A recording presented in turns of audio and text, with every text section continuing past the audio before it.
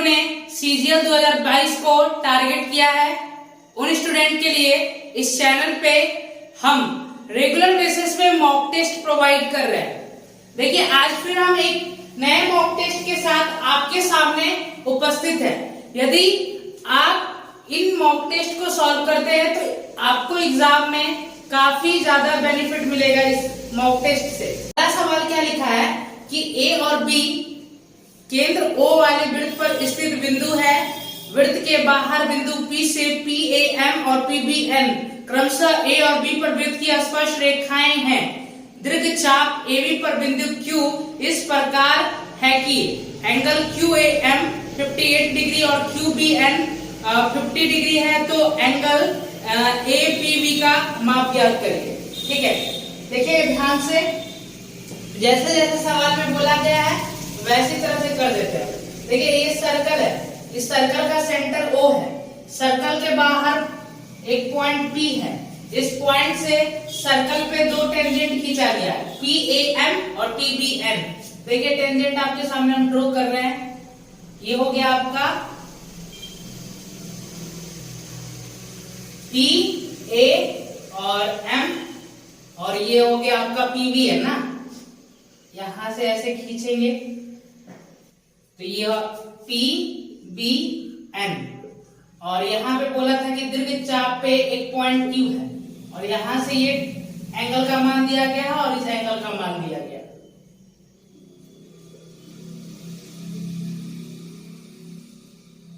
ठीक है, इस एंगल का मान दिया गया था 58 डिग्री और इस एंगल का मान दिया गया 50 डिग्री।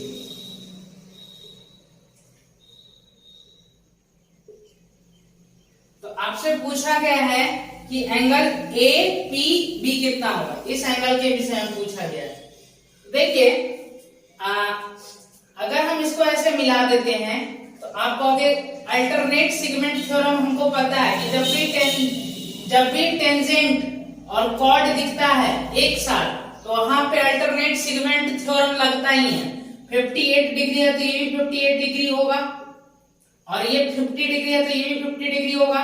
अब ट्रायंगल के तीनों एंगल का सम 180 डिग्री होता है, ये दोनों जोड़ के 108 आ रहा है तो ये 72 डिग्री होगा। अब ध्यान से देखिए, अगर हम इसको सर्कल के सेंटर से मिला दें, इस दोनों को A और B पॉइंट को, तो आप कहोगे सर्कल के सरकमफ्रेंस पे 72 डिग्री का एंगल बन रहा है, तो सेंटर पे कितना बनेगा, जस्ट इसका डबल 144 डिग्री। अब आपको पता है कि ये एंगल 90 डिग्री होता है ना। अब देखिए इस दोनों एंगल का सम कितना होना चाहिए, आप कहोगे इन दोनों एंगल का सम 180 होना चाहिए ना, होना चाहिए कि नहीं। ये 144 डिग्री है तो ये कितना होगा, तो आप कहोगे 40 से 4 कम 36 डिग्री। ठीक है, तो फर्स्ट नंबर सवाल का ऑप्शन सी आपका करेक्ट होगा।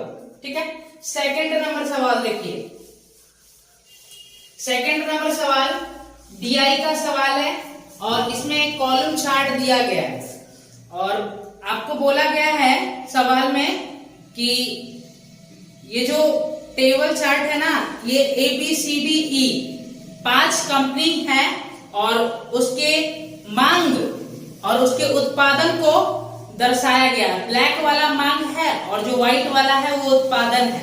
तो सवाल में ये पूछा है आपसे कि कंपनी ABCD और E मतलब सारे कंपनी हो गए के मोटरसाइकिल के कुल उत्पादन और सभी कंपनियों के मोटरसाइकिल की कुल मांग का कितना परसेंट है। यहाँ पे मिसप्रिंट है, आप सही कर लेना, का कितना परसेंट है पूछा गया है। ठीक है ना, तो अगर देखें कि ABCDE मतलब टोटल पांचों कंपनियों में टोटल कितना उत्पादन हुआ है, सॉरी लाइट कट गया। देखिए टोटल उत्पादन आप पहले कैलकुलेट करो, तो यहाँ पे देखिए 45 और ये 35 हो गया आपका 80 प्लस 70 150 में जोड़ देंगे 75 तो ये हो गया आपका 225 प्लस 40 तो 265 आ रहा है। अब टोटल अगर हम मांग कैलकुलेट करें तो कितना आ रहा है, तो ये दोनों जोड़ के आ गया आपका टोटल मान कैलकुलेट करेंगे तो कितना आएगा, ये हो गया आपका 85 अब प्लस 55, 140, 200, 250, मतलब ये 250 आ रहा है। अब पूछा है कि इससे ये कितना परसेंट अधिक है, तो भाई देखो 5 से कट रहा है, 5 से काटेंगे 5 25 25 0, 5 से काटेंगे 5 25 25, बचेगा 1, 5 3 15। ये 100 होता तो डायरेक्ट पता चल जाता कि कितना परसेंट है, तो 50 पे 53% है, इसका मतलब 100 पे कितना होगा 106% ना। इसको अगर 2 से मल्टीप्लाई कर दो आप, तो आप कहोगे कि ये 100 हो जाएगा और ये कितना हो जाएगा 106 हो जाएगा। तो एक बात बताओ 100 का 106 कितना परसेंट होता है, तो आप कहोगे 106% होता है। ठीक है, क्लियर है। अब आगे देखेंगे थर्ड नंबर सवाल देखिए, फिर से आपका डीआई का सवाल है और इसमें भी कॉलम चार्ट दिया गया है। ध्यान से देखना है पहले आपको कॉलम चार्ट को और फिर सवाल को पढ़ना है। यहां पे क्या है 14 से लेकर 18 तक 5 वर्ष में ए और बी संस्थान में व्यावसायिक पाठ्यक्रम में जो छात्र का नामांकन हुआ है उसकी संख्या दिया गया है। ठीक है, और आपसे सवाल में ये पूछा गया है कि 14, 16 और 18 के दौरान बी में जो टोटल नामांकन हुए हैं छात्रों का 5 वर्षों में जो ए में टोटल नामांकन हुआ है का कितना परसेंट है। तो देखिए बी में देखिए तो 14, 16, 18 में टोटल कितना नामांकन है, तो आप कहोगे 600 प्लस 225, 825 हो गया टोटल नामांकन। और अगर हम देखें ए में टोटल कितना नामांकन है तो ऐड करना पड़ेगा सबको, तो ये हो रहा है आपका 40 जोड़ देंगे तो ये 200, 200, 200, 400, 440, 440 में 260 जोड़ देंगे तो 440 में तो 500, 200, 700, 700 हो गया, ये 700 प्लस 300 1000, 1250 आ रहा है, 1250। अब इसका कितना परसेंट है, अब देखिए काटेंगे इसको कितनी बार में कटेगा, आप कहोगे 25 से काटेगा ना, ये कितनी बार में भाई, ये 50 बार में कट जाएगा और इसको 25 से काटेंगे तो ये कितना बार में कटेगा, ये 33 बार में कट जाएगा। तो देखिए ये 50 का ये कितना परसेंट है, तो 100 पे पता कर लेते हैं ना, 100 पे तो आसानी से पता चल जाएगा ना कि ये 100, तो 2 से मल्टीप्लाई करेंगे तो 100 हो गया, ये कितना हो गया 33। देखिए ये 100 का ये 33 कितना परसेंट होता है, तो आप कहोगे कि 100 का 33% होता है। 100 पे जो चीज है वो डायरेक्ट परसेंटेज है। ठीक है, तो देखिए यहाँ पे जो आपका थर्ड नंबर सवाल है 33 गुना 66 करते ना, सॉरी यहाँ पे मिस्टेक हो गया। देखिए ये आपका हो गया 50 गुना 100 और 33 गुना 66, 33 गुना कितना हो गया 66, तो 100 का ये 66 कितना परसेंट है, तो आप कहोगे कि 66%। क्लियर है मेरे भाई, थोड़ा सा मिस्टेक हो गया था, आप देख लीजिएगा। थर्ड नंबर सवाल का जो ऑप्शन सी है वो आपका करेक्ट है। फोर्थ नंबर सवाल देखिए, यहाँ पे बोला है कि किसी व्यक्ति ने कोई निश्चित राशि उधार ली और पहले वर्ष के अंत में 4000 रुपया तथा दूसरे वर्ष के अंत में 7700 रुपया का भुगतान करके इसे चुकाने के लिए तैयार हुआ। यदि वार्षिक रूप से चक्रवृद्धि होने वाला ब्याज पर 10% वार्षिक है तो उधार ली गई राशि ज्ञात करें। तो देखिए अगर इस सवाल को हम ट्रेडिशनल मेथड से करेंगे तो ये काफी लंबा हो जाएगा, ठीक है, लेकिन अगर इस सवाल को हम ऑप्शन से करें तो आसान होगा। देखिए आप टोटल इस जो धन आपने उधार लिया था उसको चुकाने के लिए आपको टोटल कितना पैसा देना पड़ा, तो आप कहोगे 11,700। तो यहाँ पे आप देख पा रहे हो कि 10% रेट है, तो 11,000 या 11,500 का तो कोई स्कोप नहीं है, क्योंकि उसका 2 साल का जो 10% से कंपाउंड इंटरेस्ट ज्यादा आ जाएगा ना, इसीलिए आपको देखिए इस दोनों को ऑप्शन को नहीं पिक करना है। सबसे पहला ऑप्शन पिक करते हैं 10,000। अगर हम 10,000 रुपये प्रिंसिपल मान लेते हैं, ठीक है, तो एक बात बताइए, आप कितना परसेंट के ब्याज पे पैसा आपने उधार लिया? 10% की रेट से। तो 1 साल के बाद जो धन होगा वो कितना हो जाएगा? तो आप कहोगे कि 1 साल के बाद जो अमाउंट होगा ना भाई, वो इसका 110% हो जाएगा।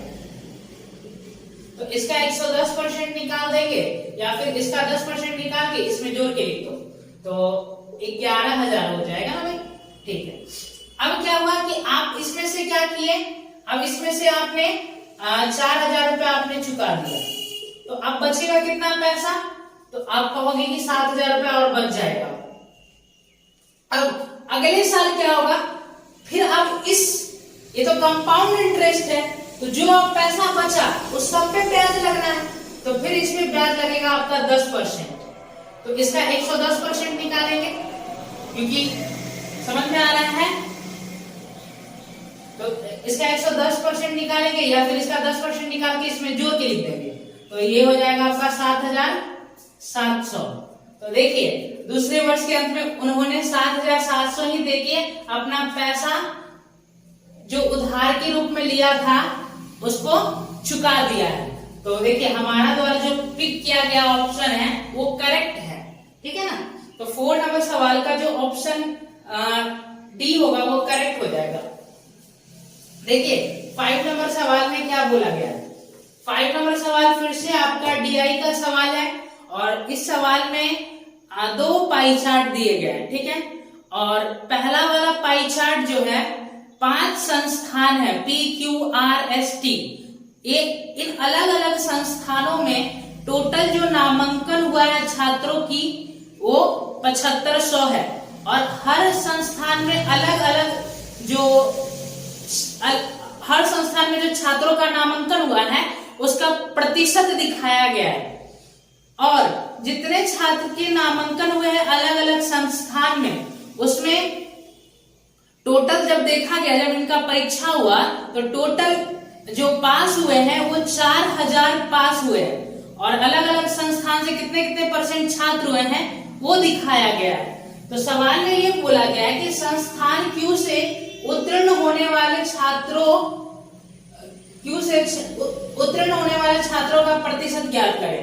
तो देखिए टोटल अगर हम निकालें कि क्यू में कितना नामांकन हुआ, तो देखिए टोटल नामांकन हुआ है 7500, तो 7500 का कितना परसेंट क्यू में नामांकन हुआ है? तो आप कहोगे 30%, ठीक है।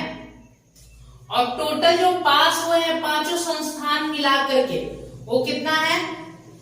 वो आपका 4000 है, लेकिन क्यू से कितना पास हुआ है? तो आप कहोगे कि 24% पास हुआ है।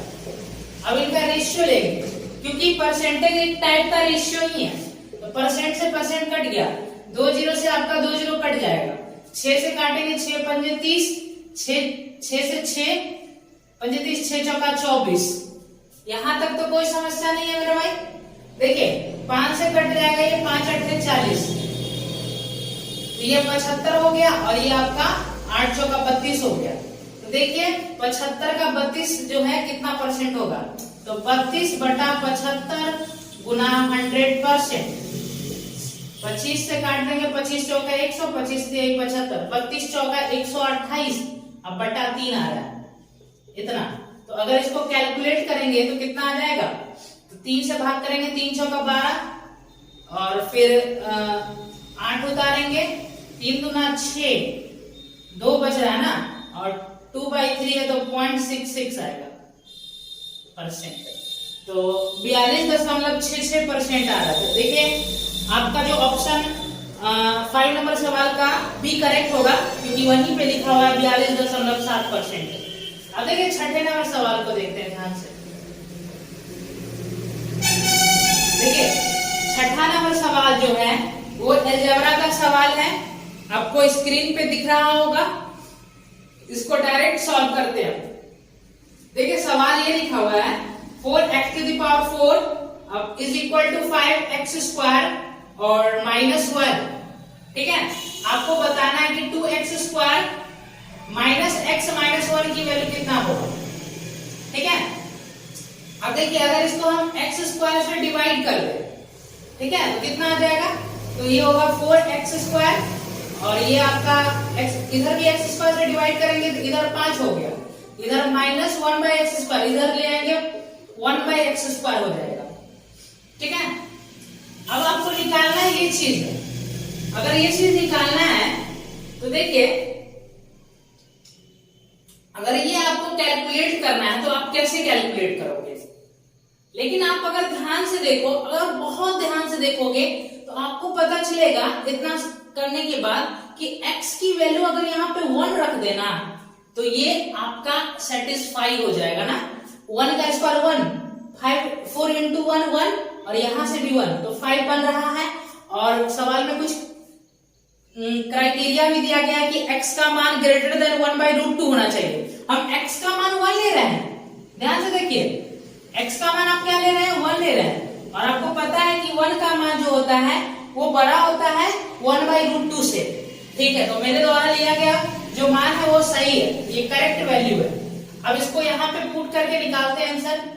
2 यहाँ पे आ गया, माइनस का यहाँ पे 1 और -1 तो माइनस का 2 हो गया, 0 आ रहा है, 0 आ रहा है। क्या ऑप्शन में है? हाँ, छठे नंबर सवाल का जो ऑप्शन बी है वो आपका करेक्ट होगा। बहुत आसान सवाल था ये अलजेब्रा का, बहुत लल्लू किस्म का सवाल था, इसमें कुछ भी नहीं है। अब देखिए 7 नंबर सवाल क्या है। 7 नंबर सवाल में ये बोला गया है कि ए और बी की वर्तमान आयु का अनुपात जो है, ए है और बी है, इनके वर्तमान आयु का अनुपात कितना है, 7:8 है। अब से 6 वर्ष बाद, ये प्रेजेंट वाला है भाई, यहां से 6 साल के बाद जो है वो सवाल में बोला गया है कि ये अनुपात 8:9 हो गया। तो देखिए, तो 6 साल के बाद का ये रेशियो है ना, तो सेम गैप से दोनों बढ़ना चाहिए। हाँ देखिए, सेम गैप से बढ़ रहा है, एक ही गैप से, और इसकी वैल्यू 6 साल है। तो आपसे पूछा क्या गया है, आपसे पूछा गया है कि सी की वर्तमान आयु, आगे फिर बोला गया था सी की वर्तमान आयु ए की वर्तमान आयु से, ए की जो वर्तमान आयु है इससे 10 साल अधिक है, तो सी की आयु ज्ञात करें। तो देखिए, अगर हम निकालना चाहें कि ए की वर्तमान आयु कितना है, तो 1 यूनिट का मतलब 6 साल, तो 7 यूनिट का मतलब 42 साल हो गया। अब जो सी भैया है वो ए भैया से क्या है, 10 साल बड़े हैं, तो कितने साल के हो जाएंगे, 52 साल के हो जाएंगे ना। करेक्ट उत्तर कौन सा होगा, देखिए बी आपका करेक्ट हो जाएगा इसका उत्तर। देखिए 7 तक कंप्लीट हो गया। 8 नंबर सवाल पे आते हैं। देखिए 8 नंबर सवाल में क्या बोला गया, 8 नंबर सवाल में बोला ये गया है कि किसी वस्तु का अंकित मूल्य 240 रुपया है। ठीक है, यदि दुकानदार वस्तु के अंकित मूल्य पर 18% की छूट देने के बाद वस्तु को बेचता है और फिर भी 23% का लाभ कमाता है। देखिए 18% का छूट दिया और फिर भी 23% का लाभ कमाया, तो ये कौन, किस तरीके से करेंगे इस सवाल को, सीपी से एमपी का रेशियो निकालना पड़ेगा। सीपी से क्या करेंगे, एमपी का रेशियो निकालेंगे। तो सीपी से एमपी का रेशियो कैसे निकालता है, 100 माइनस डी, तो 100 माइनस 18 कितना हो जाएगा, तो ये हो जाएगा आपका 82, और 100 प्लस डी, तो 23% का लाभ हुआ था ना, तो 100 प्लस बी तो 123 हो गया। तो यहां से कट रहा है ना 81, कितना से कट रहा है, 41 से, 41 गुना 82 और 41 दिया कट जाएगा 123। अब देखिए सवाल में आपको अंकित मूल्य दिया है ना, और आपसे कॉस्ट प्राइस पूछा है, तो ये देखिए एमपी आपको कितना दिया गया है सवाल में, आप कहोगे कि 240 दिया गया है, कितना गुना है, 80 गुना है। ठीक है, तो इसको भी क्या कर देंगे, 80 गुना कर देंगे, तो 160 रुपया हो जाएगा मेरे भाई। ठीक है, 8 नंबर सवाल का जो ऑप्शन ए है वो आपका करेक्ट हो गया। देखिए नेक्स्ट सवाल में क्या बोला गया, 9 नंबर सवाल आपका बोट एंड स्ट्रिंग का सवाल है। ठीक है, एक व्यक्ति धारा की दिशा में 8 किलोमीटर की दूरी एक निश्चित समय में तय करता है और धारा और उतने ही समय में टाइम कांस्टेंट है, ठीक है, उतने ही समय में धारा की विपरीत दिशा में 6 किलोमीटर की दूरी तय करता है। यदि वह धारा की विपरीत दिशा में 14 किलोमीटर की दूरी और धारा की दिशा में उतनी ही दूरी एक सही 3/4 घंटे में तय करता है तो धारा की चाल ज्ञात करें।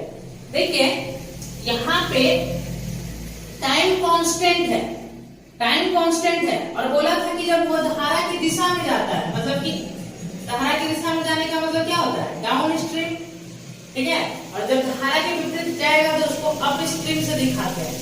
तो देखिए जब टाइम कांस्टेंट होता है तो जो स्पीड का रेशियो होता है, जब टाइम कांस्टेंट होता है तो जो स्पीड का रेशियो होता है वही डिस्टेंस का रेशियो होता है, या फिर जो डिस्टेंस का रेशियो होता है वही स्पीड का रेशियो होता है। तो यहाँ पे आपको डिस्टेंस का रेशियो निकल रहा है। देखिए डिस्टेंस जब धारा की दिशा में गया था तो 8 गया था, और जब धारा के विपरीत दिशा में जा रहा है तो 6 जा रहा है। तो ये डिस्टेंस का रेशियो है, और यही आपका स्पीड का रेशियो होगा क्योंकि टाइम कांस्टेंट है। तो रेशियो लेंगे तो 4:3 आ रहा है, 4:3 आ गया। तो इस आधार पे हम कह सकते हैं कि जो डाउन स्ट्रीम स्पीड है वो 4k होगा और जो अप स्ट्रीम स्पीड है वो 3k होगा, ठीक है। अब देखिए 24 किलोमीटर गया है 4k के रफ्तार से, और फिर 24 किलोमीटर आपका उतनी ही दूरी फिर गया है धारा की विपरीत दिशा में, तो 24 गया है 3k के रफ्तार में, और टोटल टाइम जो लिया है कितना, 1 सही 3/4, 7/4 आ रहा है ना, समझ में आया।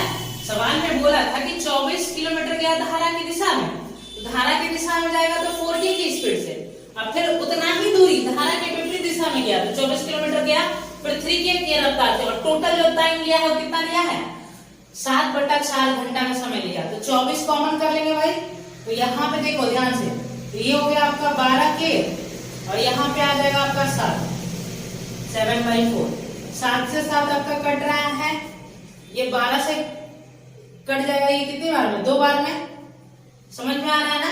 और अब देखिए यहाँ से k इज आपका कितना आ जाएगा, 4 दूना 8, तो k की वैल्यू 8 आ गया। अब आपसे सवाल में क्या पूछा है, धारा की चाल पूछा है। देखिए अगर हम अब इस स्पीड की बात करें कि डाउन स्ट्रीम स्पीड क्या होगा, तो आप कहोगे 8 चौका 32 किलोमीटर प्रति घंटा, और अप स्ट्रीम कितना आ जाएगा, 8 त्रिक 24 किलोमीटर प्रति घंटा। y का मान पूछा है, दोनों को घटा के आधा करेंगे, दोनों को क्या करेंगे, घटा के आधा, तो ये कितना आ जाएगा, 8 का आधा 4 किलोमीटर प्रति घंटा आ जाएगा। इस सब में किलोमीटर प्रति घंटा लगा लीजिएगा, 4 किलोमीटर प्रति घंटा आ रहा है मेरे भाई। 9 नंबर सवाल का बी ऑप्शन करेक्ट है। 10 नंबर सवाल देखिए, बहुत अच्छा सवाल था, मजा आ गया करके। अब देखिए 9 नंबर सवाल, 9 नंबर सवाल में बोला गया कि एक व्यक्ति धारा की दिशा में 8 किलोमीटर की दूरी एक निश्चित समय में तय करता है, और धारा और उतने ही, ये तो हो गया 9 नंबर ना, 9 नंबर हो गया, सॉरी भाई।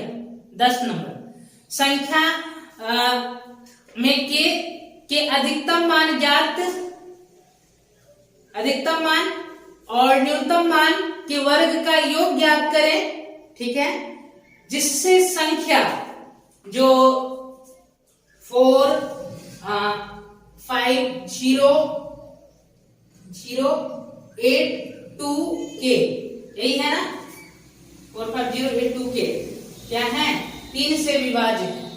अब देखिए बोला क्या गया है कि ये जो संख्या है ना, ये 3 से डिविजिबल है। आप अगर इसको 3 से डिवाइड करोगे तो ये 3 से डिवाइड हो जाएगा। तो आप यहाँ पे k का मान जो सबसे कम ले सकते हो वो पता करो पहले, और फिर जो सबसे अधिक ले सकते हो वो पता करो, फिर जो न्यूनतम मान आएगा और फिर इसके जो अधिकतम मान आएंगे उन दोनों के वर्गों का योग कर दो। तो देखिए यहाँ पे भी डिजिटल सम चेक करेंगे, 3 से भी डिवाइड करने में क्या करते हैं, डिजिटल सम चेक करते हैं कि कोई भी संख्या 3 से तभी डिविजिबल होता है जब उस संख्या का सम 3 से डिविजिबल हो। तो देखिए ये 5 4 9, ये 3 से डिविजिबल हो जाएगा। ये हो गया आपका 8 3 11, सॉरी 8 2 10 ना, ये 2 है ना, 8 2 10, 10 का मतलब 1, तो मतलब कि यहाँ से डिजिटल सम 1 + a आ गया, ठीक है। अब देखिए 3 से डिवाइड करना है तो सबसे कम क्या ले सकते हैं, यहाँ पे की वैल्यू 2 ले सकते हैं, ये सबसे मिनिमम वैल्यू होगा। और जो सबसे मैक्सिमम वैल्यू हम ले सकते हैं वो 8 ले सकते हैं, ये मैक्सिमम वैल्यू होगा। तो इन्हीं दोनों के वर्गों का सम पूछा गया, तो वर्गों का सम करेंगे तो 2 का स्क्वायर 4 और 8 का स्क्वायर 64, तो 68 आ रहा है। सही है क्या? हाँ भाई, देखिए 10 नंबर सवाल का ऑप्शन डी आपका करेक्ट है। अब देखिए 11 नंबर सवाल देखते हैं। निम्न व्यंजक का मान ज्ञात करें, ठीक है, और व्यंजक आपको दिख रहा होगा, डायरेक्ट इसको सॉल्व करेंगे। ये देखिए 7/16 है, पहले ऑफ का काम करेंगे ना, तो ये हो गया आपका 1/10, तो गुना करेंगे इसको तो 10 ऊपर चला जाएगा, ठीक है, गुना 4/5, यहां तक का मामला सेट हो गया। माइनस का 1/3 और इंटू 5/8 और इसके बाद आपका 2 हो गया यहाँ पे और प्लस का 3/4। अब इसको सॉल्व कर लो फटाफट। तो जैसे देखिए यहाँ पे ये काटेंगे इसको, 5 दूना 10, 4 से काट देंगे, 4 चौका 16, तो ये कितना आ रहा है आपका, इसका आ गया 7/2 मान आ गया। अब यहाँ से देखिए 2 से 2 चौका 8, ये आ गया माइनस का 5/12, अब प्लस का आ गया 3/4। कोई समस्या नहीं है। अब इसको सॉल्व करना है तो 12 तो एलसीएम आ रहा है भाई, कोई समस्या नहीं ना है यहाँ पे, तो 12 एलसीएम आ गया, 2 छक्का 12 हो गया, तो 6 सत्ते 42 माइनस ये 5 हो जाएगा और प्लस 4 दिए 12, तो यहाँ पे 9 हो जाएगा, ठीक है। तो 5 जब तो यहाँ से ये देखिए ये कितना बनेगा भाई, ये बन जाएगा आपका 5, इसमें से घटा दीजिए तो ये 4 आ रहा है, तो 42 + 4 46/12 आ गया, 46/12 काट देंगे 2 से तो 23/6 ऑप्शन में है। हाँ, 11 नंबर सवाल का ए ऑप्शन आपका करेक्ट है। 12 नंबर सवाल देखिए, 12 नंबर सवाल पे आते हैं। 12 नंबर सवाल में क्या बोला गया है? 12 नंबर सवाल जो है आपका अलजेब्रा का सवाल है, ध्यान से देखिएगा। और आपको सवाल देखते ही पता चल गया होगा कि ये कंप्लीटिंग द स्क्वायर फॉर्म वाला सवाल है, ठीक है ना। इसको ऐसे करना होगा, x माइनस a के whole square plus y minus b का होल स्क्वायर अब प्लस z माइनस c के whole square is equal to 0 को फॉर्म में लाना है। और अलजेब्रा का यहाँ पे कंसेप्ट है कि अगर इन तीन संख्याओं के वर्गों का सम अगर 0 है, इसका मतलब ये जो पर्टिकुलर संख्या है ये सभी 0 के इक्वल होंगे, उसी के आधार पर ये सवाल बनता है। तो देखिए, तो यहाँ पे तो हमें कंप्लीटिंग द स्क्वायर फॉर्म में कन्वर्ट करने का समय नहीं है, तो उसके लिए आपको तरीका सीखना है कि इसको जल्दी कैसे किया जाए। तो देखिए, आपको 2ab वाला टर्म को राइट साइड रखना है, जितने भी 2ab वाले टर्म्स है उनको राइट साइड रखना है, बाकी के मटेरियल को आपको लेफ्ट साइड भेज देना है। तो बाकी के मटेरियल को अगर लेफ्ट साइड भेज देंगे तो देखिए, तो यहाँ पे क्या बन जाएगा, तो आप कहोगे कि ये बन जाएगा x square plus 9 y square plus 4 z square. यहां तक तो सही लिखा है ना। अब देखिए 81 को इधर ले आएंगे, 81 नहीं है 88 है, सॉरी 88 को इधर ले आएंगे, इज इक्वल टू क्या आ जाएगा मेरे भाई, आप कहोगे 12 और ब्रैकेट में आ जाएगा फिर आपका x माइनस का 2y और प्लस का 2z, ठीक है। अब देखिए, अब इसको सॉल्व करना है, तो ये समझ में आ गया कि इस फॉर्म पे ये सवाल जो है बैठ जाता है और यहाँ से 0 के इक्वेट करके यहाँ पे a का मान निकल जाएगा, b का मान निकल जाएगा, सॉरी x का मान निकल जाएगा, y का मान निकल जाएगा और z का मान निकल जाएगा। तो वही चीज यहाँ भी करना है, बट इस फॉर्म में हम नहीं लाएंगे, इसके लिए एक तरीका लगाएंगे। आपको करना क्या होता है, ऐसे सवालों में यहाँ पे केवल 2 दिखना चाहिए, उसके अलावा जो भी मटेरियल है उसकी अंदर गुना कर दो। तो आप कहोगे ये 2 गुना 6 है, तो 2 को यहाँ पे रखना है, ठीक है। और बाकी के मटेरियल को अंदर गुना करना है। तो ये 6x हो गया और ये माइनस का 12y हो गया और ये 12z हो गया। अब देखिए x का मान कैसे आएगा, y का मान कैसे आएगा और z का मान कैसे आएगा, ये सीखना है आपको। देखिए यहाँ पे देखिए x का कोफिशिएंट क्या लगा है 6 और यहाँ पे x स्क्वायर का कोफिशिएंट कितना है 1, तो ये 6 आ गया। यहाँ पे देखिए y का कोफिशिएंट कितना है माइनस का 12, यहाँ पे y स्क्वायर का कोफिशिएंट कितना है तो 9, तो ये कितना आ जाएगा माइनस का 4/3। अब z का मान निकालना है, तो यहाँ पे देखिए z का कोफिशिएंट कितना है 12 और यहाँ पे z का कोफिशिएंट 4, तो ये आ गया आपका 3। अब निकल गया। अब सारे बात समझ गए यहाँ तक। अब आपको करना क्या है, इसकी वैल्यू निकालना है x माइनस 3y अब प्लस z की वैल्यू। तो x का मान आएगा आपका 6 माइनस का 3 और y का मान निकाले हैं माइनस का 4/3, तो प्लस 4/3 हो जाएगा, ये प्लस हो जाएगा ना। और z का मान आया है आपका 3 आया ना z का मान, तो यहाँ पे 3 रखेंगे, 3 से 3 कट जाएगा, 6 4 यहाँ पे प्लस था ना, 6 4 10 3 13, 13 इस सवाल का क्या हो जाएगा करेक्ट उत्तर हो जाएगा। 12 नंबर सवाल का जो ऑप्शन डी है वो आपका करेक्ट होगा। आगे देखेंगे,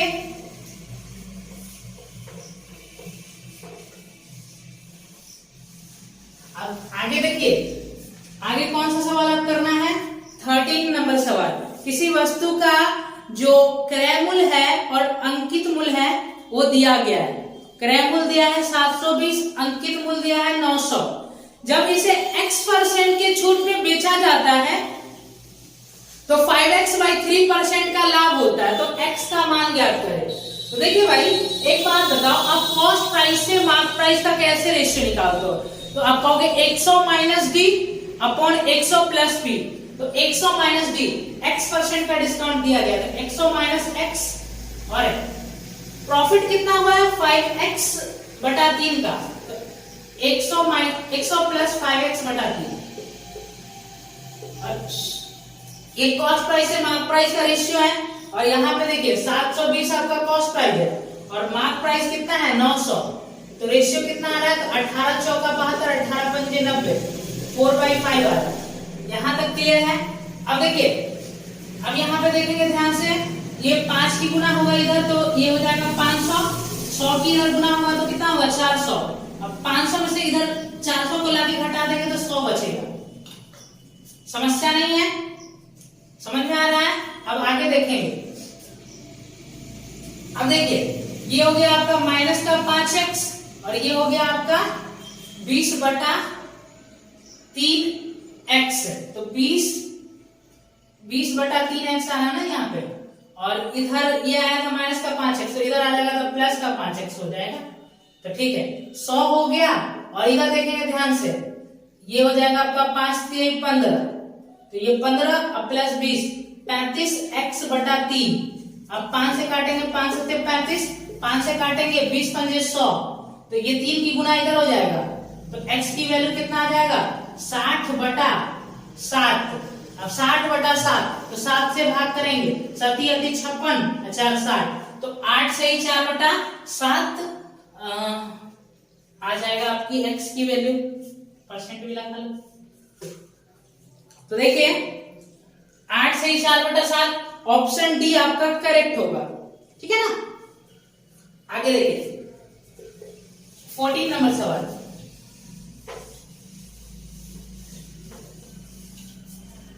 मजा तो आ रहा है ना भाई। देखिए 14 नंबर सवाल में क्या बोला है, किसी खेलकूद के सामान वाली दुकान में लाल हरे और सफेद 3 रंगों की टेनिस गेंद मौजूद है। ठीक है, सफेद गेंदों की संख्या लाल गेंदों की संख्या से क्या है 60% अधिक है। ठीक, हरे गेंदों की संख्या सफेद गेंदों की संख्या से 12.5% कम है। यदि गेंदों की कुल संख्या 120 है तो हरे गेंदों की संख्या कितनी है? तो देखिए 3 प्रकार की गेंद है, लाल रंग का है, उसके बाद आपका सफेद रंग का है, आपका फिर हरा रंग का है। अब बोला था कि लाल गेंदों की नहीं, सफेद गेंदों की संख्या बोला था ना। हाँ, सफेद गेंदों की संख्या लाल गेंदों की संख्या से 60% अधिक है। तो ये 5 है तो ये 8 है। समझ में आ गया? समझ में आ गया ना? और फिर हरे गेंदों की संख्या के बारे में बोला था कि सफेद गेंदों की संख्या से 12.5% कम है। 12.5% का मतलब कितना होता है? 1/8। तो इसका 1/8 कम है, तो इसका 1/8 मतलब 1 कम है, मतलब 7 है। अब टोटल गेंदों की संख्या कैलकुलेट करो, तो ये आ रहा है 20, और 20 की वैल्यू सवाल में दिया है 120। कितना गुना है? 6 गुना। तो हरे गेंदों की संख्या पूछा है, तो इसको भी 6 गुना कर देंगे, तो 6 सत्ते 42 गेंद हो जाएंगे ना, 42 बॉल्स हो जाएंगे। तो देखिए 14 नंबर सवाल का ए ऑप्शन आपका करेक्ट है।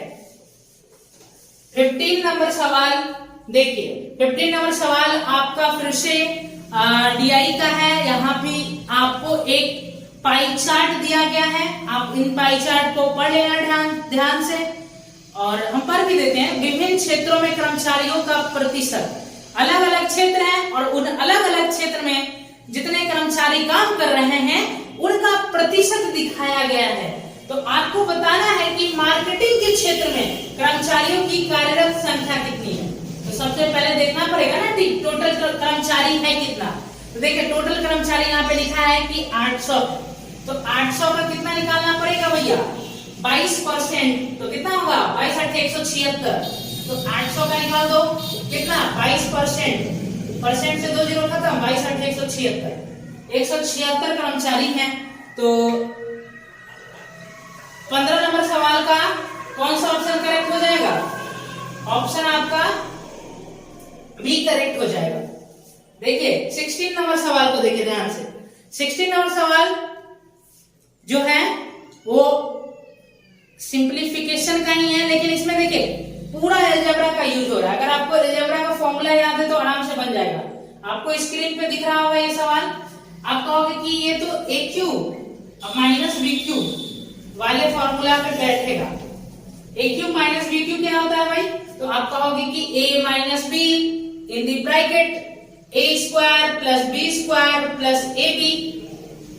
अब इसको नीचे ले आएंगे तो बताओ A Q minus B Q बटा क्या आ जाएगा? A square plus B square plus A B. तो इसका मान कितना आएगा? ए माइनस बी आ जाएगा। तो देखिए ए क्यू माइनस बी क्यू दिया है और उसके नीचे में इस वाले टर्म को लाके रख दिया है, तो a माइनस बी इसका उत्तर आता है ना।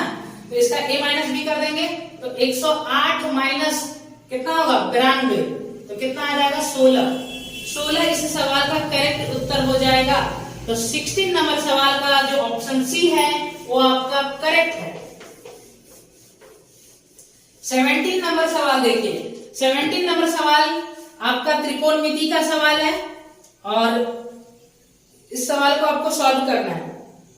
चलिए देखिए कैसे सॉल्व करेंगे। देखिए यहाँ पे अगर आप थीटा को 0 भी ले लो तो कोई फर्क नहीं पड़ता, ठीक है। तो यहाँ पे थीटा को हम 0 ही ले लेते, तो रूट के अंदर में 2 और tan 60 का मान √3 होता है, tan 30 का मान 1/√3 होता है बटा। अब देखिए sin square a plus sin square b 1 होता है यदि a प्लस b का सम कितना हो? 90 डिग्री हो। तो नीचे में 1 आ गया, एक कट जाएगा आपका √2। इस सवाल का उत्तर कितना हल्का सा, मतलब क्या बताएं इस सवाल के बारे में, बहुत आसान है। √2 इसका उत्तर होगा ना। 17 नंबर का ए ऑप्शन करेक्ट है।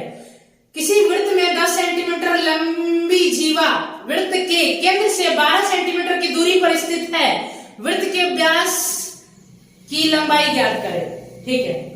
देखिए यहाँ पे सवाल में ये बोला है एक सर्कल है, ये सर्कल का सेंटर हो गया और यहाँ पे एक कॉर्ड बोला है 10 सेंटीमीटर लंबा एक कॉर्ड है, ठीक है, और जो कि केंद्र से कितना सेंटीमीटर की दूरी पर है? 12 सेंटीमीटर की दूरी पर है। तो ये परपेंडिकुलर डिस्टेंस है भैया। ये क्या है? परपेंडिकुलर डिस्टेंस है मेरे भाई। ये 12 बोला है, पूरा 10 है तो ये 5 हो जाएगा। तो ट्रिपलेट सेट हो रहा है ना भाई, 5 12 13। कॉपी में लिख लीजिए, याद क्या करो, 5 12 13। ये क्या है? ये एक पाइथागोरियन ट्रिपलेट है। तो रेडियस आ गया आपका 13, तो भाई व्यास कितना होगा 26 सेंटीमीटर। देख लो कौन सा ऑप्शन करेक्ट है। 18 नंबर का बी आपका करेक्ट उत्तर हो जाएगा। 19 नंबर सवाल देखेंगे। देखिए 19 नंबर सवाल में क्या बोला है, किसी कक्षा की परीक्षा में 40 छात्रों के औसत अंक 45 है।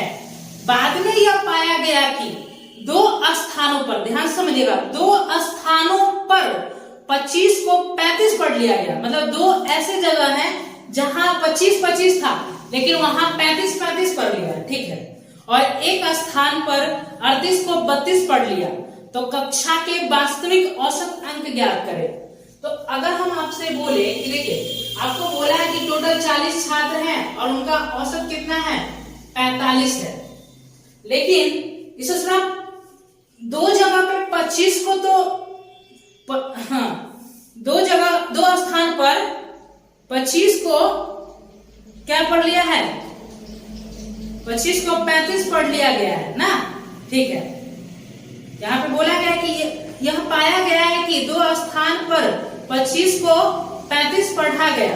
देखिए अगर 25 को 35 पढ़ लिया गया तो आप कहोगे कितना ज्यादा पढ़ लिया, तो आप 10 ज्यादा पढ़ रहे हो 2 जगह पे, तो टोटल 20 ज्यादा हो गया। टोटल 20 क्या आपने कर लिया, ज्यादा पढ़ लिया। और एक जगह पे आपने क्या किया है 38 को 32 पढ़ लिया, मतलब आपने 6 कम पढ़ा है। तो -6 करेंगे तो कितना आ रहा है, तो प्लस का 14।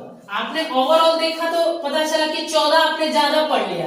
तो भाई एक बात बताओ, अब इस 14 को तो कम करना होगा ना मेरे भाई, इस 14 को क्या करेंगे, कम करेंगे।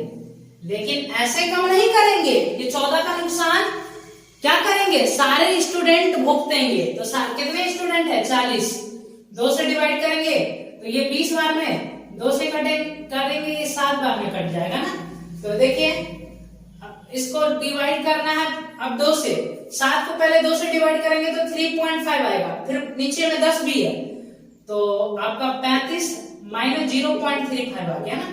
तो ये आपका हो गया 44.65 आ रहा है क्या, आपका आ रहा है क्या। 19 नंबर सवाल का जो ऑप्शन सी है वो करेक्ट हो जाएगा। देख लेते हैं एक बार, हाँ ठीक है, सही हमने डील किया है। 19 नंबर सवाल का कौन सा ऑप्शन करेक्ट होगा, ऑप्शन सी आपका करेक्ट है। ध्यान से समझ में आया ना आपको, कोई समस्या नहीं है ना, ठीक। अब आगे देखिए 20 नंबर सवाल में क्या बोला है। 20 नंबर सवाल में ये बोला गया कि त्रिभुज एबीसी में P और Q क्रमशः AB और AC के मध्य बिंदु है, ठीक है, यहां तक समझ में आ गया। अब PQ पर कोई बिंदु R इस प्रकार है कि PR से RQ का जो रेशियो है वो 3:5 है, और QR के बारे में बोला है कि 20 सेंटीमीटर है, तो BC की लंबाई बताओ। तो देखिए एक ट्रायंगल है आपके सामने, ध्यान से समझिए। एक ट्रायंगल हमने बना दिया, नाम है ABC। ये ABC एक ट्रायंगल हो गया। अब AB पे एक पॉइंट था P, और ये जो पॉइंट है ना AB और AC के, ये मिड पॉइंट है, ध्यान से समझिएगा। ये P जो हमने पॉइंट लिया है ये AB का मिड पॉइंट है, और Q जो यहाँ पे हम पॉइंट लेंगे ये AC का मिड पॉइंट है। अब इसको मिला देते हैं, ठीक है ना। और बोला है कि PQ पे एक पॉइंट है R इस तरीके से, और PR से RQ का जो रेशियो है वो 3:4 है। कितना है भाई, 3:4, 3:4 दिया गया आपको, समझ में आया ना। और ये RQ की वैल्यू 20 दिया गया, 20।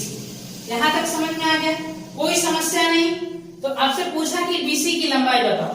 एक बात बताओ भाई, यहाँ पे तो आपको सबको पता होगा कि अगर AB का ये मिड पॉइंट है और AC का ये मिड पॉइंट है, तो ये मिड पॉइंट थ्योरम से इसका जो लेंथ होता है इसका डबल लेंथ होता है ना। इसका अगर डबल लेंथ करोगे तभी तो ये आएगा। तो पहले कंप्लीट लेंथ निकालो ये वाला। तो 4 की वैल्यू आपको 20 दिया ना, कितना गुना है, तो आप कहोगे कि भैया ध्यान से देखो 5 गुना है। तो टोटल लेंथ कितना होगा, 4 3 7, 7 5 35, तो टोटल लेंथ 35 आ गया, तो ये 35 है, तो ये वाला लेंथ क्या होगा, इसका जस्ट डबल हो जाएगा, होगा ना। तो BC इज इक्वल टू क्या आ जाएगा आपका, हो गया 70 सेंटीमीटर।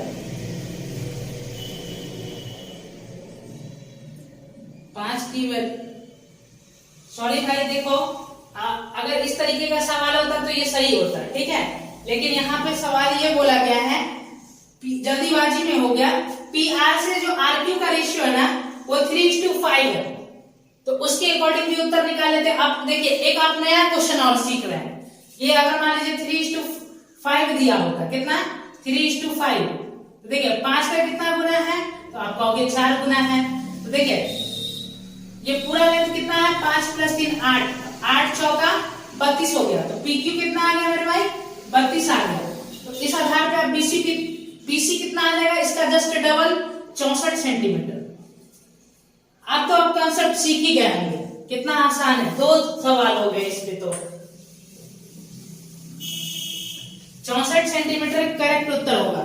21 नंबर सवाल देखिए, ये भी आपका त्रिकोणमिति का सवाल है और स्क्रीन पे आपको दिख रहा होगा, हम सॉल्व करते हैं। देखिए यहाँ पे क्या लिखा हुआ है, यहाँ पे आपको ध्यान से देखना है, अगर आप साइन 2x - 10 डिग्री निकालोगे तो कितना आ जाएगा, तो आपको अगर बटे में 4 आएगा ना, तो 3/4 का अंडर रूट लेंगे, 3/4 आ रहा है ना, अब इसका अंडर रूट ले लेंगे तो कितना आ जाएगा, तो इसका अंडर रूट लेंगे तो रूट के अंदर में 3/2 आ रहा है।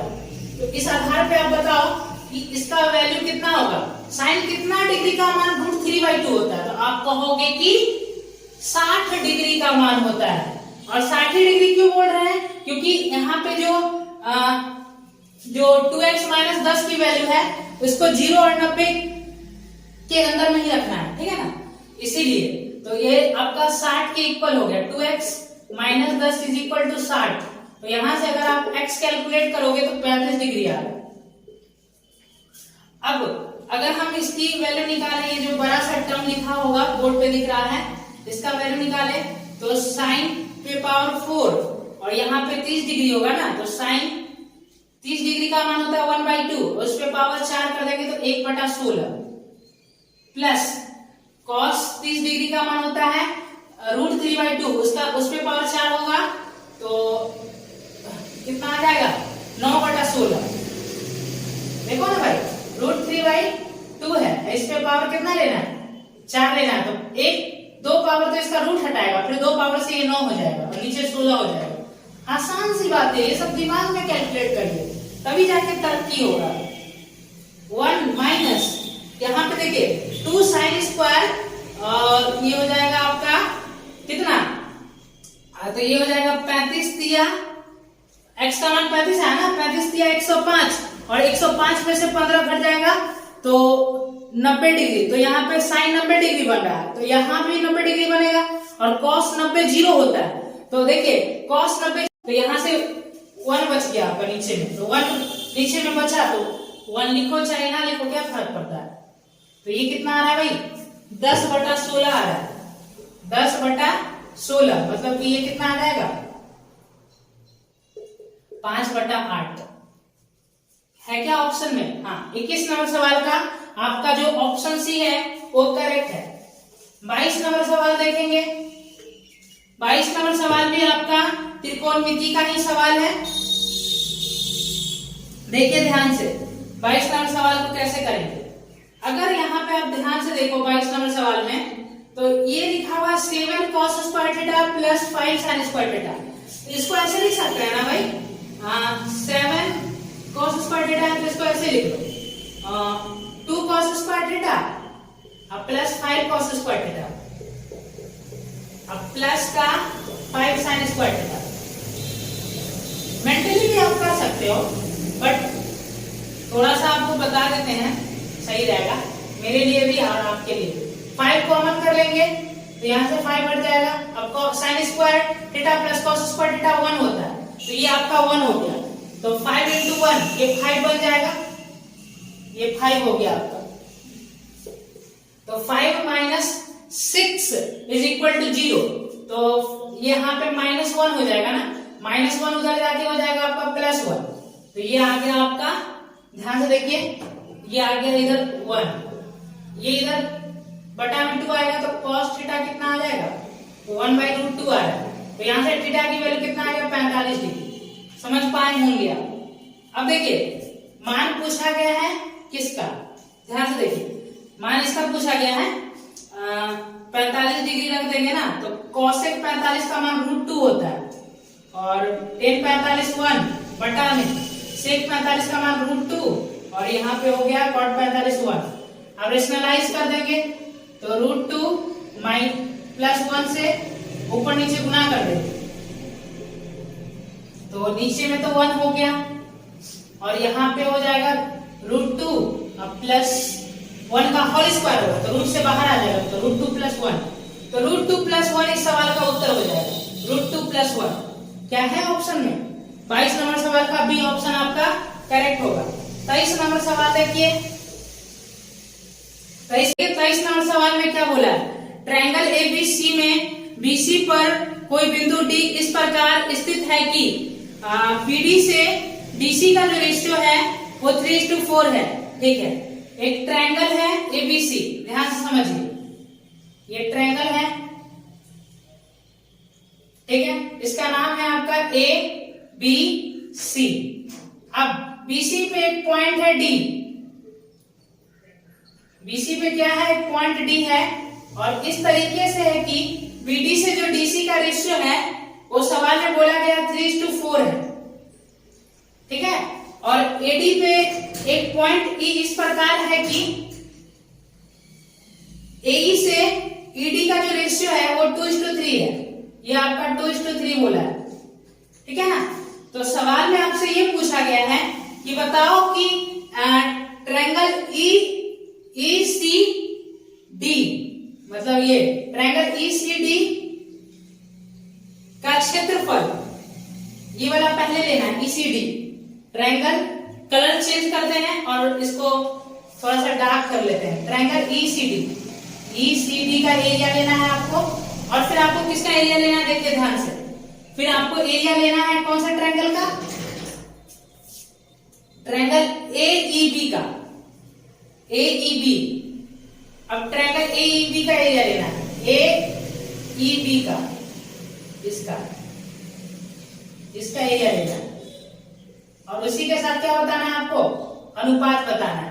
तो कैसे करोगे सवाल, देखिए आपको एक कंसेप्ट पता होगा कि सीवियन जिस रेशियो में बेस को डिवाइड करता है उसी रेशियो में क्या होता है, एरिया होता है।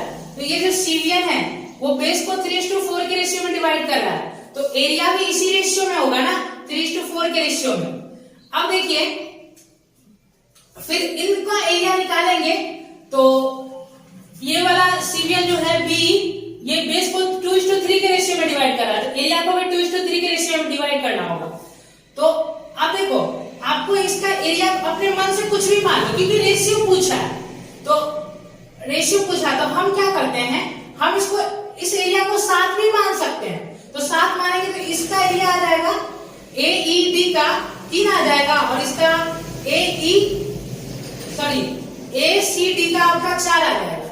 फिर आप उसको 3:4 के रेशियो में डिवाइड करना होगा, तो फिर आपको प्रॉब्लम हो जाएगा। तो इसलिए कह रहे हैं कि आप 7 × 35 एरिया मान लो, ताकि 7 से भी कटे और 5 से भी कटे। तो एरिया हमने 35 मान लिया।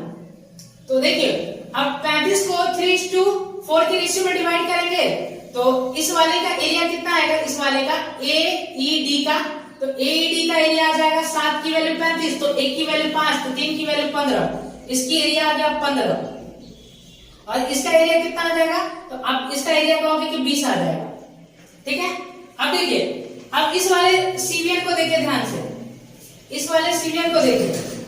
अब देखिए ये सीवियन जो है बेस को जिस रेशियो में डिवाइड किया है उसी रेशियो में एरिया होगा, और इधर भी देखिए ये भी आपका एक सीवियन ही है सी, तो जिस रेशियो में बेस डिवाइड हुआ है उसी रेशियो में एरिया होगा।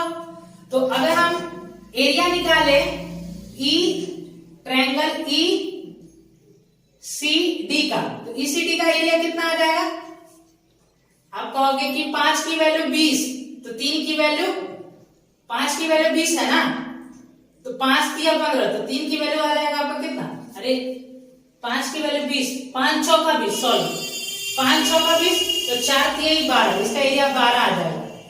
अब देखिए, अब आपको एरिया लेना है किसका, area of triangle A E B का, ए ई बी का।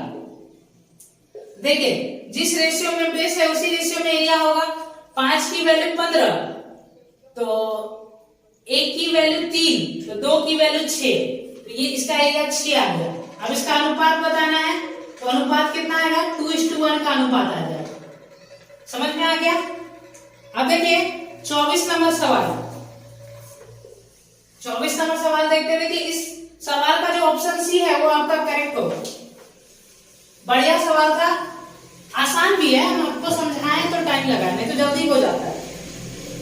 देखिए एक वर्ग का क्षेत्रफल ज्ञात करें जिसका शीर्ष जो है ना वो 5 सेंटीमीटर त्रिज्या वाले वृत्त पर स्थित है। देखिए 5 सेंटीमीटर त्रिज्या वाले वृत्त पर स्थित है। एक वर्ग है जिसके शीर्ष जो है ना वो 5 सेंटीमीटर त्रिज्या वाले वृत्त पर स्थित है। ये स्क्वायर आपको समझना है, ये स्क्वायर मान लेना इसको, ठीक है ना। थोड़ा सा स्क्वायर का फीलिंग नहीं आ रहा बट हम बनाने की कोशिश करते हैं। अब लग रहा है कि स्क्वायर है, ठीक है ना, देख लीजिएगा अपना। तो ये स्क्वायर है और ये एक सर्कल पे स्थित है, इसके वर्टेक्स। और सवाल में ये बोला है कि सर्कल का जो रेडियस है ना भाई वो 5 है। तो अगर सर्कल का रेडियस 5 है तो यहां से यहां तक सर्कल का क्या आ गया, आप कहोगे ये डायमीटर हो गया, तो ये 10 सेंटीमीटर हो जाएगा। और जो सर्कल का डायमीटर है वही इस जो ये स्क्वायर है उसका क्या हो जाएगा, डायगोनल हो जाएगा। जो सर्कल का, हम गलती बोल रहे थे क्या, जो सर्कल का डायमीटर है, डायमीटर कितना है 10 सेंटीमीटर, वही इस स्क्वायर का क्या हो जाएगा, डायगोनल हो जाएगा। तो डायगोनल हो गया स्क्वायर का कितना 10 सेंटीमीटर, तो इसका एरिया जो होगा वो कितना आ जाएगा 1/2 गुना डायगोनल का स्क्वायर, 1/2 और डायगोनल 100 का स्क्वायर कितना होता है 100, 2 से काट देंगे 50 सेंटीमीटर स्क्वायर आ गया। ठीक है, तो 24 नंबर सवाल का जो ऑप्शन डी है वो करेक्ट हो जाएगा। लास्ट सवाल देखेंगे 25 नंबर सवाल। 25 नंबर सवाल में देखिए क्या बोला गया कि 5 में से प्रत्येक व्यक्ति स्वतंत्र रूप से एक कार्य को 20 दिन में पूरा कर सकते हैं। मतलब 5 व्यक्ति है, उन 5 व्यक्ति में से किसी को भी आप काम करने के लिए भिड़ा दो, वो क्या करेगा, काम को 20 दिन में समाप्त कर देगा। इसका मतलब ये हुआ कि हर एक व्यक्ति का एफिशिएंसी इक्वल है, तभी तो 5 में से किसी एक को उठा के रख देते हैं और वो काम 20 दिन में खत्म कर देता है। तो मतलब 5 की एफिशिएंसी क्या है, इक्वल है। तो अब देखिए आगे क्या बोला, एक व्यक्ति द्वारा कार्य किया जाता है, अगले दिन एक और व्यक्ति कार्य के लिए शामिल हो जाते हैं और प्रत्येक अगले दिन एक और व्यक्ति कार्य करने के लिए शामिल होता है। पांचवें दिन से टीम के रूप में 5 व्यक्ति कार्य करना जारी रखते हैं। ठीक है, अब 5वां दिन होगा तो 5 व्यक्ति काम करने के लिए आ जाएंगे और अपना काम को जारी रखेंगे 5 व्यक्ति। तो कार्य कितने दिन में पूरा होंगे, तो देखिए ध्यान से, यहाँ पे हर एक व्यक्ति की एफिशिएंसी इक्वल है, तो हम मान लेते हैं जो ईच पर्सन की जो एफिशिएंसी है वो कितना है, 1 है। समझ में आया।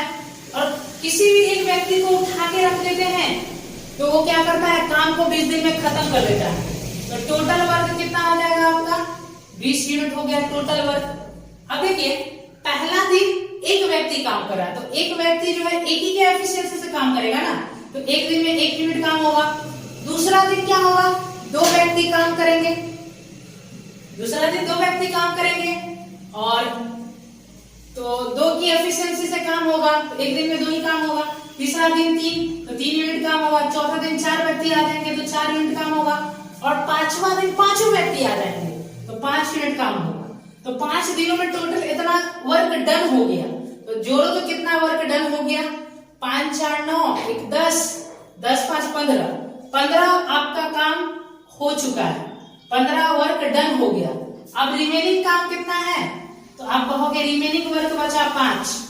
अब छठे दिन क्या होगा, 5 ही व्यक्ति काम करेंगे, क्योंकि सवाल में बोला है कि जब पांचों टीम के काम करना जारी कर देते हैं तो वो काम को निरंतर जारी रखते हैं। तो 5वां दिन, 5 दिनों में टोटल इतना काम हुआ, और छठा दिन भी 5 व्यक्ति काम करेंगे, तो 5 व्यक्ति 5 की एफिशिएंसी से काम करेंगे, तो 1 दिन और लगेगा। तो यहाँ 5 दिन और 1 दिन यहाँ, तो टोटल 6 दिन में काम फिनिश हो जाएगा। टोटल 6 डेज में आपका वर्क क्या हो जाएगा, वर्क आपका फिनिश हो जाएगा, खत्म होगा, समाप्त हो जाएगा। तो देखिए यहाँ पे आप सीख गए कि टोटल 6 दिन में काम खत्म हो जाएगा। ठीक है, तो कौन सा ऑप्शन करेक्ट है, 25 नंबर सवाल का जो ऑप्शन डी है वो आपका करेक्ट है। इसी के साथ ये मॉक टेस्ट समाप्त होता है। अगर आपको ये मॉक टेस्ट अच्छा लगा हो और हमारे द्वारा बनाए गए वीडियो से आपको कुछ सीखने के लिए मिला है, तो आप चैनल को सब्सक्राइब कर सकते हैं। साथ में बगल में जो बेल आइकन है उसको भी दबा दीजिए, ताकि आपको रेगुलर बेसिस पे हमारे द्वारा बनाए गए जो वीडियोस हैं उनका नोटिफिकेशन आपको जाता रहेगा और अपने तैयारी को आप बेहतर बना सकते हैं। धन्यवाद।